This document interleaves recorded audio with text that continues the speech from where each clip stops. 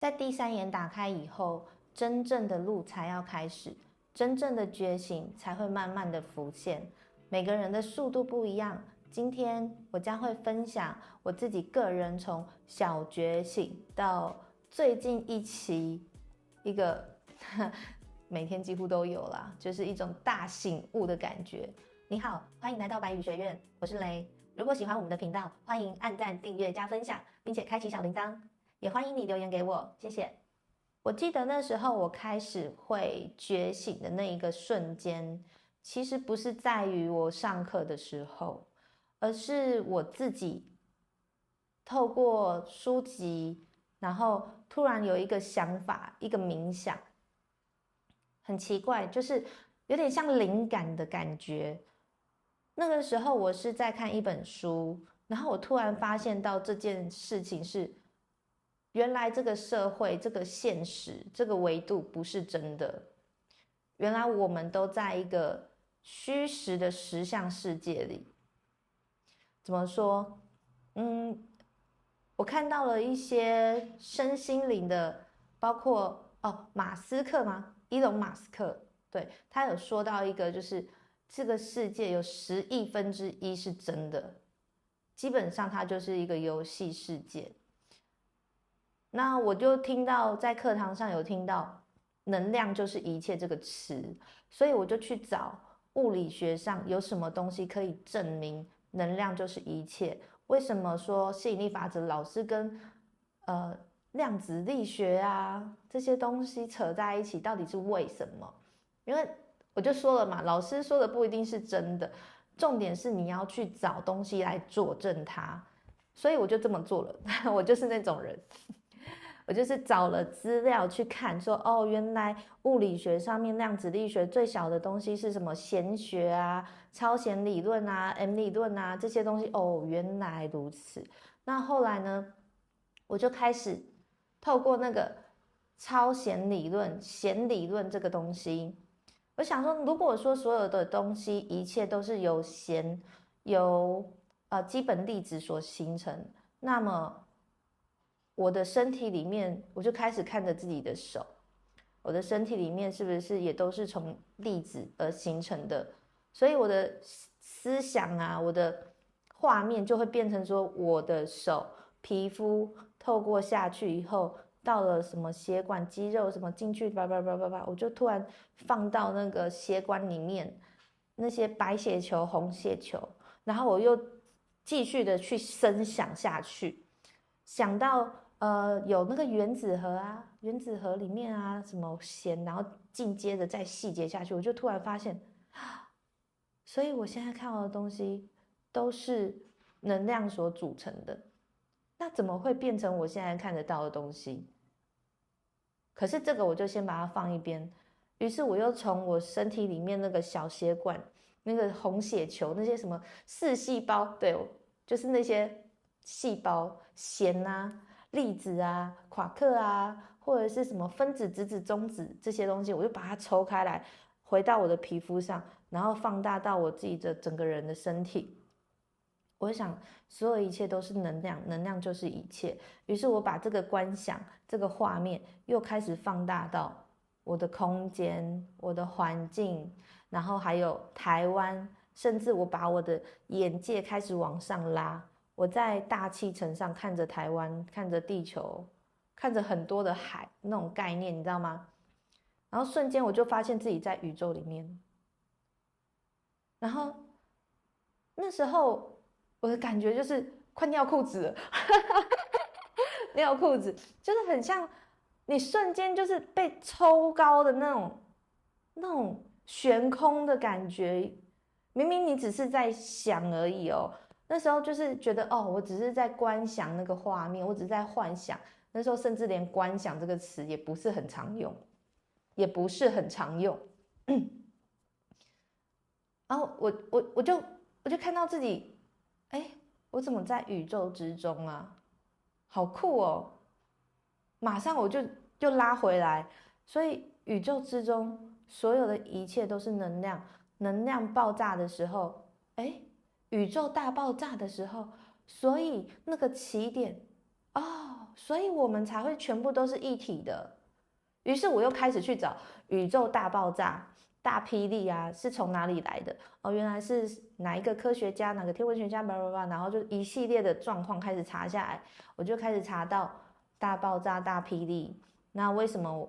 进而了解到说，哦，原来人家一直说的我们都是一体的，有很多种解释的方法。有一些是说阿卡西记录的那个图书馆啊，有些人可能说其他的方式啊，但是我那时候所认知到的，加上现在科学跟物理学所有一切可以佐证的东西，就是宇宙大爆炸那一个瞬间，就是在那一个瞬间，所有的能量就被创造出来。是创造吗？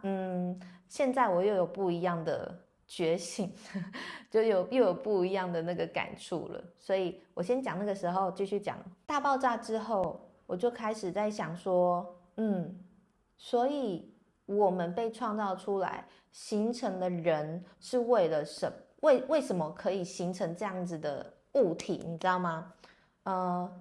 于是我看到超弦理论里面有所谓的维度，然后宇宙形成有6个重要的数字，里面也有提到维度，我就往维度这边去查，去发现那个点啊、跟线啊，还有空间膜啊等等之类的。原来维度不是只有我们所认知的可能3维度而已，而是会有更高不同的。那为什么我们看不到？所以我就开始又去一直钻研，继续钻，就是不知道为什么我就很想知道答案，因为好像就快要拿到答案的那种感觉一样。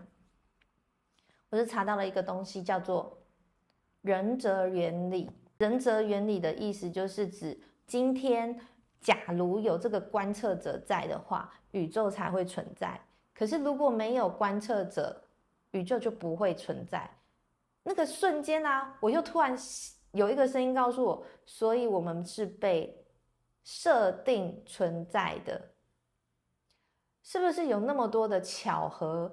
那六组重要的数字，如果稍微有一点点偏差，地球就不存在了耶。地球不存在的话，你跟我都不会存在啊。我发现说很多的巧合，还有原因，不是只是我们看到的这样而已，不是只是我们认识的那个样子，或我知道的状态，还有很多我没有发现到的事情。那天我就跑去找我的臼井灵气老师邱新慧老师，我想跟他说，老师，那时候我很慌张哦，因为我发现就是你很兴奋，你要知道了什么事情一样，很想求证这件事情是不是只有你知道，但其实很多人都知道了，只是有没有去从这个根源，从这个方向去找答案而已。OK， 我就去问了我臼井灵气老师，然后我就跟他说，老师，我发现这个世界是假的，老师，我发现什么什么什么。后来隔了1天呢，我又开始从宇宙的那个角度嘛，那天我是看到自己变成在宇宙中的状态，然后我转头看的时候，就看到有一个很像人的那种星团，你知道吗？星团，你可以去看那个韦伯望远镜、哈勃望远镜，就是天文台啊会公布一些星团啊、地球啊，或者是星球的照片，类似那样子。那个时候我还没有开始看那些照片，但我就看到了一个有点像人形的星团，他就是个人，我真的觉得他就是个人。然后他是怎么样？他拿了，他手上就这样子哦，就是侧面这样子看着那个星团，不对，那感觉就像一个宇宙跟银河系在他手中的那种概念。然后我就转头这样看着他，这样。那个星团那个人哦，他就这样看着我，这样转头看我，哦，我也惊到，我真的吓到，天哪！我就突然又醒过来，因为那个真的是不是说你真的肉眼看到，而是就是有一个画面在那边，你就是很明确的看到那个画面。有时候收讯息也是类似这样子，就是你会很明确看到那个画面，甚至颜色啊，那个状态，你会记得哇超清楚，就是非常的印象深刻。那天我就又把视野就再一次的进入到我的身体里面、血管里面，变成分子那些，但是我这次用了不一样的面向去想。我们不是人啊，会有那种自我修复的细胞吗？那一次我看到的是好像是一个医学方面的影片，于是我就突然发现到，对耶，我们人可以自我修复，受了伤它会结痂，然后它会止血，什么什么的。哎，那我们不是也在创造吗？所以我们里面也有分子，也有质子，也有中子，然后还有弦，也造成了维度啊。如果从微观世界来说的话，天哪！我们不就是宇宙吗？在里面的那一些小小的那些分子啊、质子、中子，对他们来说，我们就是他的宇宙啊，就是身体里面的宇宙。哇，那一刻我真的又是吓到快要尿出来，每次都快尿出来，我就想说天啊，怎么会？我现在讲到我还鸡皮疙瘩哎，就是瞬间就发现说，我就是那个创造者，我也在创造一些很不一样的事情，可是我一直以来都没有发现。于是我又把那个思绪调整到，思想就是一切，一切都是能量，能量就是一切，万物都是能量。于是我突然顿悟到说，对，如果我要改变现况的话，真的就跟吸引力法则讲的一样，就是如果我想的东西啊，我想到不好的事情，那个事情真的会因此而创造。因为有些东西你看不到，不代表它不存在。举例哦，你看得到紫外线吗？紫外线、红外线，或者是有一些能量波，是我们看不到的。啊，你看得到风吗？如果风没有吹出那些沙子上面的那种形态，或者是水上面被风吹的那种小浪花，你看得到吗？所以有很多东西其实是你看不到的，包括像光啊，光源也是啊，你看不到的东西，不代表它就不存在。也因此，那个瞬间，我突然发现，哦，原来这些事情都一直在存在着，我被拘束着，我好像，对耶，人类为什么会被拘束着呢？为什么会在地球呢？也许就是我们就是培养皿里面的那个细胞啊。诶，那外星人呢？外星人为什么存在呢？就是心里面会一直这样问哦，问问题，问了好多问题，问了好多问题，然后就会一直有声音跟你说啊，因为什么，因为什么，因为什么，因为什么，然后又会有另外一个声音跟你说，可是我觉得这样子好像不太对。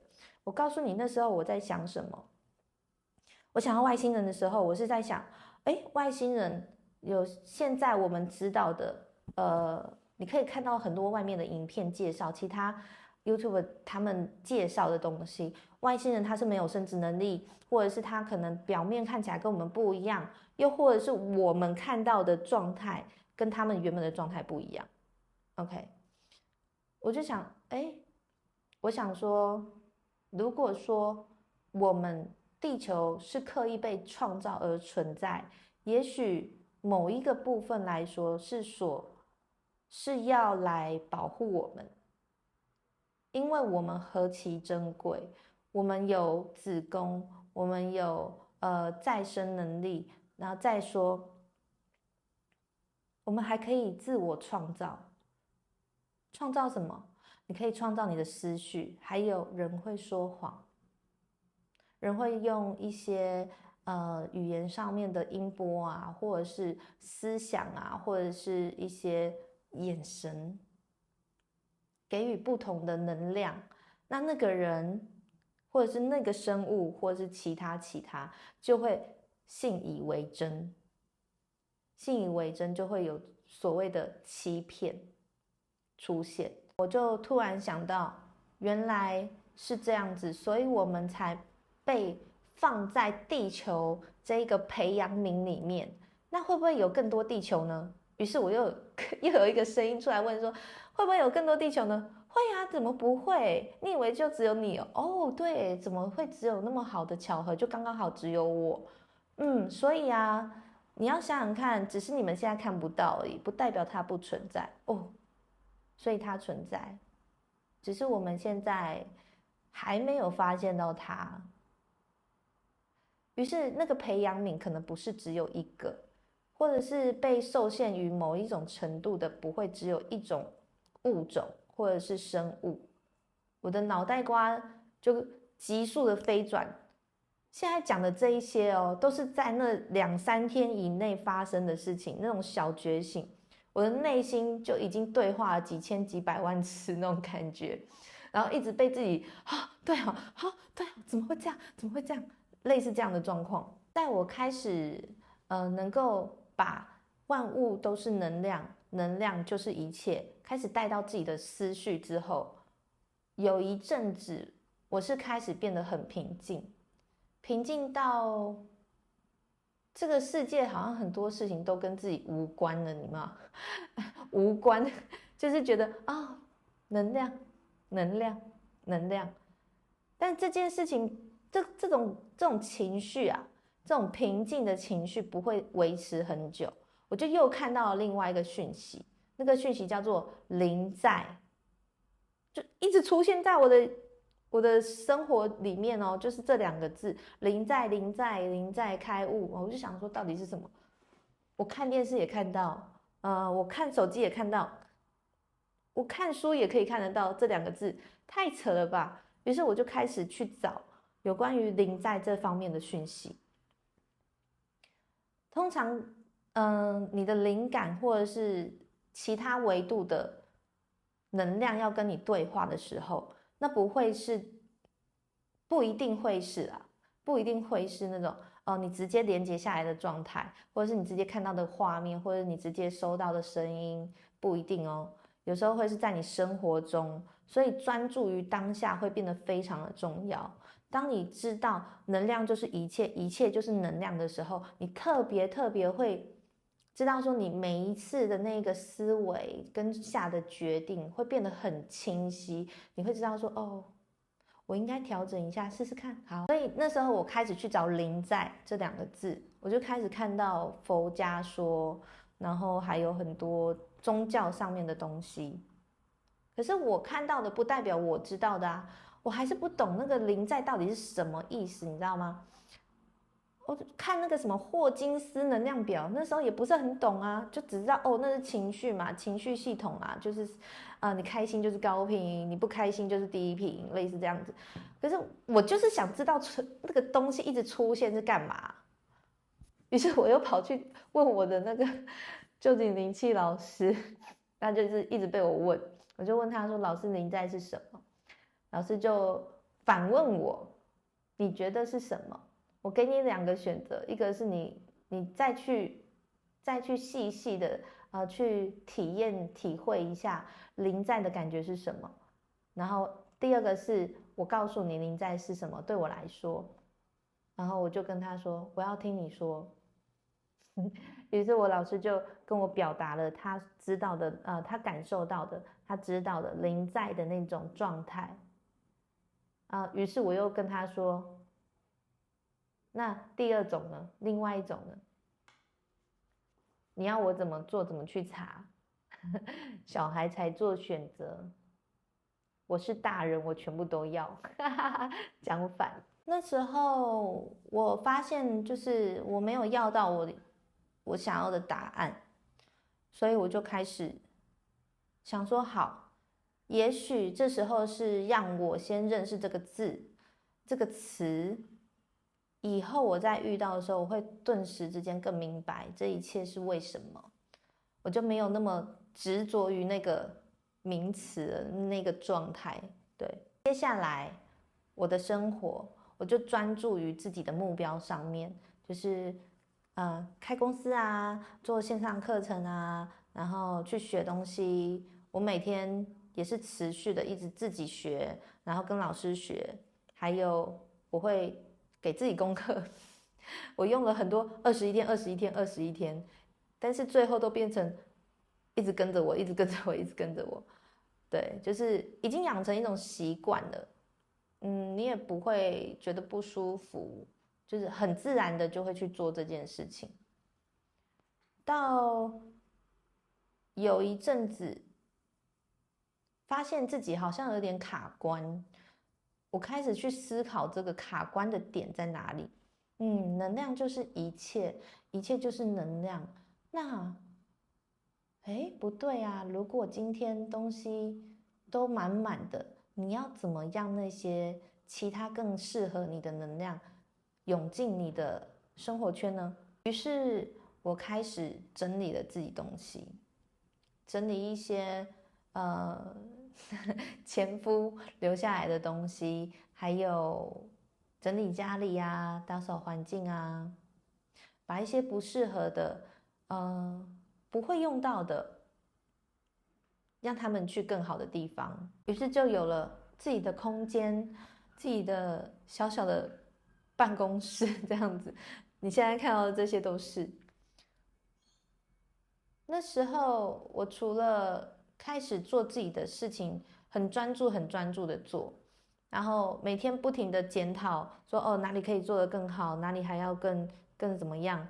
同时，我也把目标更清晰化，更明白说我今天要做这件事情，不可能是一步登天，而是你要持续的一直专注于你的目标上。但专注于目标上的时候，东西清出去了好像有一点状况，还不错。环境清出去了，环境好像变好了，也不错。心呢？我发现我自己心里面还有很多的结没有打开，开始去往自己内在去探索。外在都好了，怎么感觉好像还是空了？感觉还是少了什么？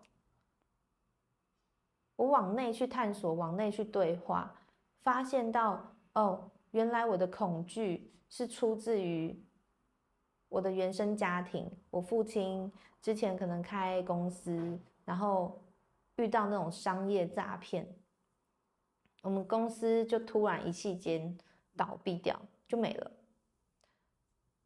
我的3分钟热度是来自于哪里？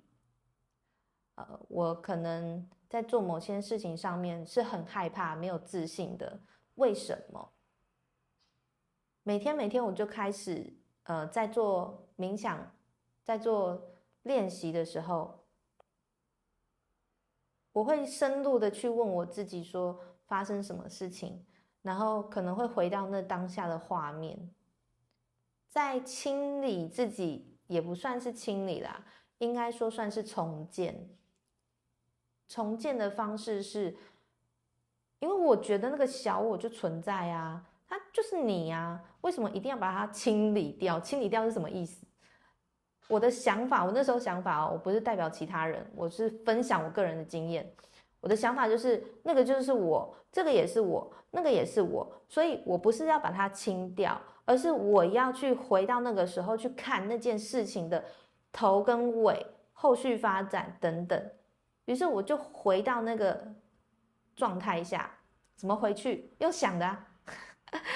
回去你就一边想说我进去到我小时候那个画面，然后我之前有分享过我父母亲离婚嘛，于是我就到我是婴儿的状态，然后前面可能是我爸爸妈妈在吵架，为什么吵架？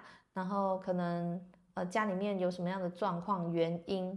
如果今天换成是我的话，我会不会受得了？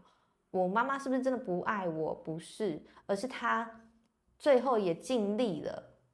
对，那时候你再回去看的时候，你是要去看那个状态下有关于爱的那一面，有关于事情源头的时候，你会更容易更知道说，哦，不是他们不爱你，也不是他们故意要去伤害你，而是他们所学习到的方式，或者是他们的家庭教育、他们的状况，他们只知道那样子表达。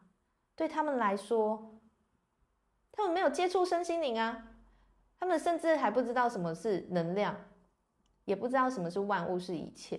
可是你今天的视角已经改变了，你今天的想法，你今天的思绪，你的视野已经变得不一样的时候，你再回去看到那个状态下的你，你会变得更豁达，你会变得更多包容，也会变得哦，好，我知道了，所以我知道了这样的状况，我愿意去选择我臣服于那个当下，或者是你可以说，我能够明白那时候发生的事情，所以现在这个不是我的错，我原谅我自己，我原谅这一切的事情，那些发生。有些人不是，带内在小孩的时候会说谢谢啊，对不起啊，我原谅你啊。其实那个初衷点就是在于这边，你不要把自己局限在那个限制的那个状态下，你越去把自己包覆在那边。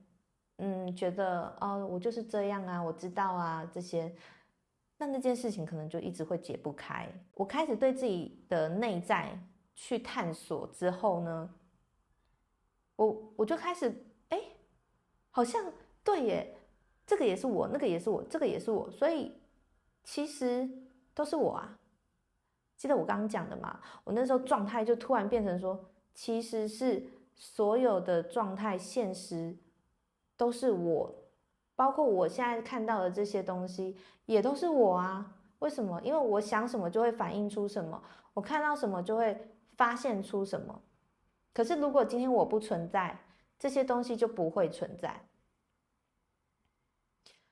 然后又转回来，我又突然想到，我那时候研究那个物理学人则原理，所谓的观察者身份。如果你今天的视野你是转变成我是观察者，所以这些东西都存在。可是如果我今天不是观察者，这些东西就不存在。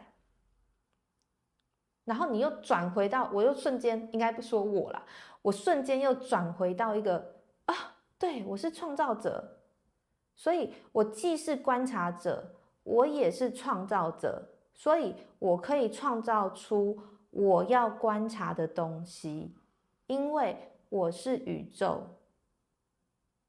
对我的世界来说，站在我个人的立场来看，这里就是我的宇宙啊，不是吗？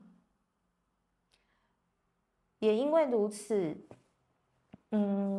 有很多很多的决策上，还有选择的时候，我变得不再那么的受到限制。我不会觉得这件事情可以做，这件不能做，是因为怎么样怎么样怎么样。我不会觉得哦，因为我是男生，我是女生，就怎么样怎么样怎么样。为什么？对啊，为什么？然后包括到后期，我就开始发现所谓的宗教，因为前一阵子的时候，我就一直看到有那个断食啊、佛陀啊、圣经啊，然后还有伊西斯，然后还有突然那时候就是你小我之后，会突然有另外一个维度的声音，它叫高我、指导灵、导师、大师、神明、佛陀，everything。你想得到的都可以给它名称，可是那个名称是人类给予的，它是不是真的存在？它是真的存在，可是它是怎么样的存在？不知道，是人类给予他们一个名词，所以他们存在。可是如果今天我们人类没有给予它名词，没有给予它形象，它就是一个能量，它就是一股能量。跟我们一样，都是从宇宙大爆炸的时候散发出来的那个能量，很酷吧？我也觉得很酷。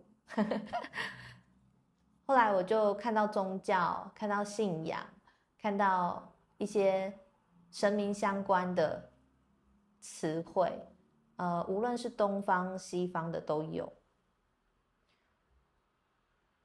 才会有接连这一些的想法。哦，原来这一些是因为人在这样的一个保护下，他必须要这么做，不然世界会乱掉。包括人的二元性，其实也是人给予的。也就是说，假设我们今天站的地方是，我觉得快乐开心这件事情让我感受到很舒服，很舒适，不会让你有其他的想法。在那个状态下，你是舒服的，你就会觉得那件事是对你好的。如果在这样的状态下，你觉得很恐惧、很胆小、负面，或者是你想把自己包起来，你在那样的状态下，你感受到是舒服的，那样的状态对你来说就是适合的，就是你的高频，就是你的高我。所以到底哪一个是高我，哪一个是小我，其实不一定哦，也没有所谓的谁对谁错，谁是谁非。我就是这样子一步一步一步一步的这样子，每天真的是每天拆解，透过自己的对话，不是只有跟小我了，而是他们都是我，小我、高我、中我，已经变成一个合一的状态。你会很清楚知道说，我今天如果要做这件事情，或者是我可能要完成一项任务、功课，那我需要怎么做，怎么圆融，或者是我要怎么请小我来协助，请高我来协助。那灵性觉醒是这样子，它会有一个过程，这个过程每个人的时间点都不同，跟打开第三眼一样。你打开第三眼是你打通你的通道 ，maybe 你是开始连接到其他的维度那种感觉。那打开第三眼之后，到底可以有什么感觉？我会再用另外一个影片来跟大家大概的解释一下，大概的介绍一下。之前有一个我自己个人的经历，也可以去看看。那么打开第三眼之后开始的觉醒路程，其实它会很长。有些师傅，有些大师，他们可能修了很久，才会有那种达到开悟平静的感觉。但你说，当你开悟平静了以后，你就变神了吗？不是啊，你还是人啊。所以最重要、最重要的是什么？你做了这一些事情，你学了这些功课，你学了这些课程，你做了这些事情，你有这一些想法，那么要怎么来带到你平常生活里面的现实实相里？这样才能够改变你这个人生啊，你才可以进而去得到你要的那个目标，就是透过你一个思绪，就这么简单，却也很难。我们常会说，越简单的事情越难做，就像煎一颗荷包蛋一样，我煎了好多次，我还是会把东西烧焦啊。每个人都有擅长与不擅长的东西，所以我们不需要去跟别人比较，我们可以去多听一些经历，多听一些故事。但那是不是你？不是，你就是你世界的宇宙，你就是你自己的创造者，也是你的观察者。所以你要相信，这一切的一切啊，都可以透过你的思绪，你的这样的一个能量发出来的振动频率，进而改变。今天的介绍大概是，简单的说一下，就是觉醒中间的那种感觉。但其实，就像我一开始说的，没有每个人都一样。可是你会体悟到差不多类似的事情，比方说，现在不是已经有那个元宇宙了吗？那你想想看哦，想想看。人类在历史上面，在古文明上面是几万年前吗？就已经被发现的生物了。我们人现在10年的进展就可以进展这么快速，从那个箱型的电脑变成到现在可以进到虚拟的电脑，直接戴个眼镜就可以在那边播。Hello， 10000年前的人不知道这件事吗？是我们太小看他们了吗？还是你太放大自己了，对不对？所以换另外一种视野去看看，也许古文明、古时代那些人，他们只是用了不一样的方式去呈现我们现在的东西，或也许我们就是他们创造出来的元宇宙、元世界，对不对？也有可能哦。如果你在打开第三眼之后，或是打开第三眼之前，你就有类似这样子的想法，或者是体验的话，体悟，欢迎你留言给我，跟我们一起讨论分享哦。谢谢你，拜。